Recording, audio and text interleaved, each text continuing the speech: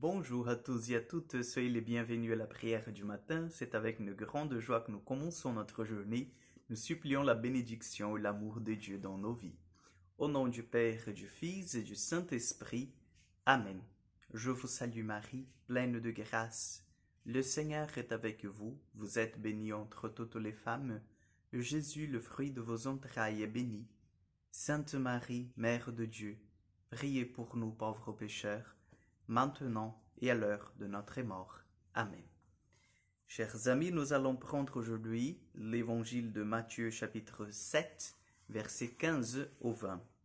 Et nous allons bien sûr demander l'intercession de Marie, notre maman du ciel, et de Saint Irénée de Lyon, lui qui était évêque de cette grande ville, lui qui est très important dans l'Église catholique, puisqu'il est considéré l'un des premiers théologiens de notre histoire, donc de l'histoire de l'Église catholique, et a été proclamé, ça fait pas longtemps, par le pape François, docteur de l'Église, donc le docteur de l'unité. Donc demandons aujourd'hui la grâce en fait de devenir de frères et sœurs sur la doctrine de Saint Irénée de Lyon.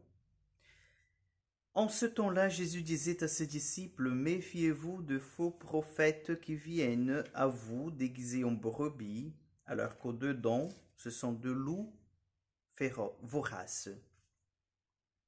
C'est à leurs fruits que vous les reconnaîtrez. Va-t-on cueillir du raisin sur des épines ou des figues sur les chardons? C'est ainsi que tout arbre bon donne de beaux fruits et que l'arbre qui pourrit donne de fruits mauvais. Un arbre bon ne peut pas donner de fruits mauvais, ni un arbre qui pourrait donner de fruits, ni un arbre qui pourrit donner de beaux fruits. Tout arbre qui ne donne pas de beaux fruits est coupé et jeté au feu. Donc c'est à leurs fruits que vous les reconnaîtrez. Acclamons la parole de Dieu. Je pense que cette parabole de l'arbre, elle est tout à fait parlante à chacun de nous, puisque nous sommes tous émerveillés en fait d'un arbre qui produit du fruit en son temps, n'est-ce pas? Donc on n'a pas en fait tous les jours tous les fruits à toutes les saisons d'un même arbre. Il y a un temps où elle s'arrête, où elle prend en fait le temps de se ressourcer. Et c'est pour ça en fait que les feuilles tombent normalement la saison d'automne. C'est pour ça que nous voyons en fait que pendant normalement l'automne, l'été, n'est-ce pas? L'hiver, bien sûr. L'été, on a déjà de fruits, mais on a encore de fruits.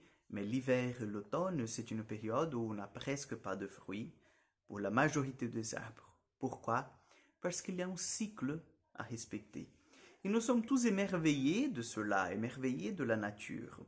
Et c'est très parlant pour chacun de nous, en fait, lorsque nous voyons un arbre plein, en fait, de fruits. Je me rappelle de mon enfance, par exemple, quand je voyais les manguiers, n'est-ce pas, les plusieurs mangues qu'il y avait sur cet arbre fruitier. Et qu'est-ce que c'était beau et bon d'être là, de manger de ce fruit. Et le Seigneur prend aujourd'hui, chers frères et sœurs, cette figure de langage, si on peut dire, cette parabole pour nous expliquer une chose. Un arbre bon produit de bons fruits. Un arbre mauvais donne de mauvais fruits. Donc nous devons nous centrer sur le bien pour que les fruits, en fait, de notre vie, de notre existence sur cette terre soient de bons fruits. Qu'est-ce qu'il est beau, en fait, de célébrer, par exemple, les obsèques de quelqu'un qui a vraiment semé l'amour dans le monde. Quand on rencontre la famille pour préparer les obsèques, ben, les gens sont vraiment touchés, émus, ils sont dans une attitude de gratitude. Vous voyez, pour tout ce que cette personne a laissé sur cette terre, comme exemple, l'héritage humain, spirituel, n'est-ce pas? C'est beau cela, et tout le monde reconnaît, c'est dommage qu'elle est partie, elle pourrait rester encore longtemps avec nous, on pourrait la garder encore longtemps avec nous. Parce que, en fait, c'est quelqu'un qui a produit de bons fruits. Mais donc, le Seigneur nous invite aujourd'hui à vraiment nous centrer sur la pratique du bien dans notre vie, pour que nous puissions vraiment produire du fruit et ce fruit puisse être répandu à tous ceux et celles qui sont à côté de nous, c'est-à-dire nous sommes appelés à les nourrir aussi, à les inspirer, à leur donner l'envie de suivre le Christ. Et cela, en fait, que le Seigneur nous demande aujourd'hui. Mais au contraire, quand un arbre ne produit pas de bons fruits, ou ça peut arriver de ne produire aucun fruit, ben elle est coupée et elle est jetée au feu parce qu'il n'a pas de sens qu'elle existe et qu'elle épuise la terre, n'est-ce pas, puisque en fait elle ne produira pas de fruits. Donc demandons au Seigneur aujourd'hui qu'il nous aide à produire du fruit, qu'il nous aide à vraiment donner notre vie au Seigneur pour que nous soyons en fait des arbres, de grands arbres, en fait capables de nourrir tous ceux et celles qui s'approchent de chacun de nous. Amen. Le Seigneur soit avec vous, que Dieu Tout-Puissant vous bénisse et vous garde, le Père, le Fils et le Saint-Esprit. Amen. Bonne journée, que Dieu vous accompagne et à demain pour encore une prière du matin.